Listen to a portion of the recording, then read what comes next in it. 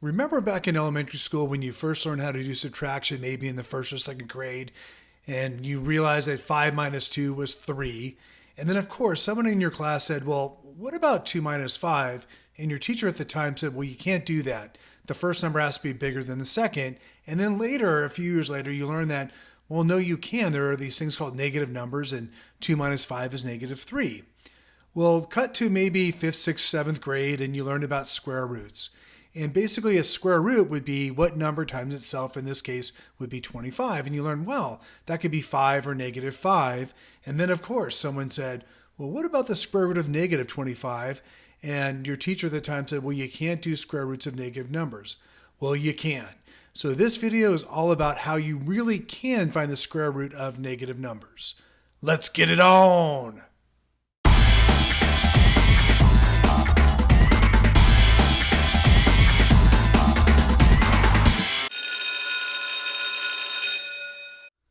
Well, in order to deal with the square root of negative numbers, someone had to make up a new kind of number called imaginary numbers. And so back in 1572, an Italian mathematician by the name of Raphael Bombelli created this idea that if you had the square root of negative 1, then he would basically say it's equivalent to I. And if you were to square both sides, I squared would be I squared. If you square a square root, it drops the square root. So basically, I squared equals negative 1.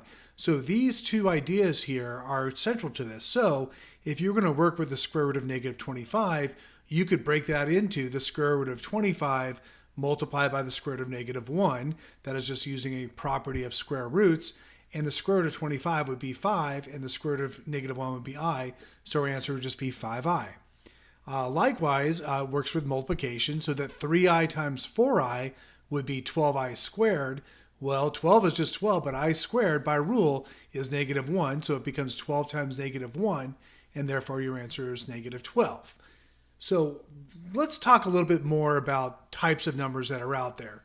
So for instance, we have this type of number called real numbers. These are the numbers that we've always dealt with, numbers like 2 or negative 7 or maybe 0.5, or how about the square root of 16, or how about negative 1/2. These are all versions of real numbers. So imaginary would look like this. It might be, say, the square root of, say, negative 16. It could just be something like 7i. It could be negative 9i. It could be even like, how about the square root of negative 32? And then finally, as the color scheme suggests over here, if you were to combine real and imaginary numbers, they're called complex numbers. And so it might look something like this. It would be basically a real number and then add or subtracted with an imaginary number. So for instance, it might be 5 plus 4i. That would be a complex number. Or it could be like negative 7 minus the square root of negative 36. Or maybe it might be something like 5 minus the square root of negative 15, something along those lines there. So we do have three types of numbers: real, imaginary, complex. And complex is really nothing more than combining a real with an imaginary number. As always, if you like what you see, please like, comment, or subscribe. Thank you, and now back to part 2.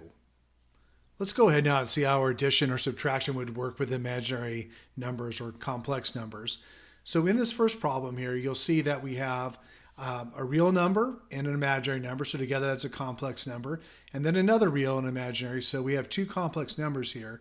In order to add or subtract, it actually follows a lot of the logic we've been using so far in math. So let's go ahead and take a look at our real numbers. We have a 4 and we have a plus 7. So that will be 11 altogether. And then we can add the imaginary numbers together, just to treat them as if they were x's. So positive 6i and minus 2i would be a positive 4i. And that's it. You're done.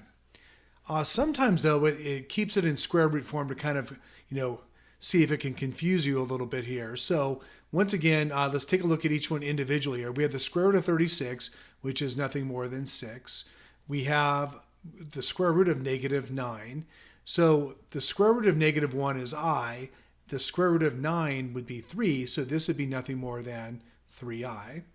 Over here we have square root of 49, so that's going to be negative 9. And then we have a negative square root negative 16, Well, that's negative 1 times 16, so that'll be, we still carry down the minus, so the square root of negative 16 will end up being negative 4i. Once again, let's go ahead and take a look at the real numbers. So 6 and a negative 7 would be negative 1. So we have a negative 1 for our real numbers. Imaginary number-wise, we have a 3i minus 4i, so that would be minus I or minus 1i. So that's it. That's our complex number answer. Finally, let's take a look at one that's a little more complex, pun intended, I suppose. Down here, we have square root of 81, which we know is just 9. On this next one over here, we have the square root of negative 18. So for now, let's go ahead and just pull out the negative 1 here. So the square root of negative 1 is I, so we still have square root 18. We have minus, and then we have square root of 25, so that'll be minus 5. And then on the last one, we have plus, and let's go ahead and pull out the square root of negative 1 here. So that'll be I, and then we still have a square root of 32. So at first glance, it looks like the I square root 18 and the I square root 32 are not going to be able to add together, but actually they do. So here's how it would work in this case here. Well, 18 is 9 times 2. Well, 9 times 2 is 18. Square root of 9 would be 3. So really what this would become is 9 plus 3i and then square root 2. We still have a minus 5 right over here. And then on the 32, well, 32 is the same thing as 16 times 2. Well, the square root of 16 is 4, so now we can write this as 4i square root 2. From here, we're going to go ahead, add the 9 and the negative 5 together. So that is going to end up being a positive 4. And then 3i square root 2 plus another 4i root 2 would end up being 7i square root 2. So that would be our answer here as a complex number. What does multiplication of complex numbers look like? I have here one complex number of 3 plus 5i and a second of 7 minus 2i. So let's go ahead and use the generic rectangle method for figuring this out. So along the left, I'm going to write 3 plus 5i. And along the bottom, I'm going to write 7 minus 2i. Let's go ahead and start the multiplication. 3 times 7 is 21. 7 times 5i would be 35i. 3 times negative 2i would be negative 6i. And then finally, 5i times negative 2i would be negative 10, and I times I would be I squared. Well, it turns out that the diagonals here can be added together because they end up being like terms. So let's take a look at our real numbers. 21 is a real number, obviously, but negative 10i squared at first glance doesn't appear to be 1. But we know that I squared by rule is negative 1. So we can actually think of this as negative 10 times negative 1 because I squared is negative 1. And negative 10 times negative 1 would be equal to positive 10. So we can actually replace this square with just a positive 10.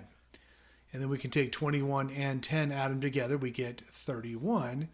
And then 35i minus 6i would be 29i. And that is it. That is our final answer there.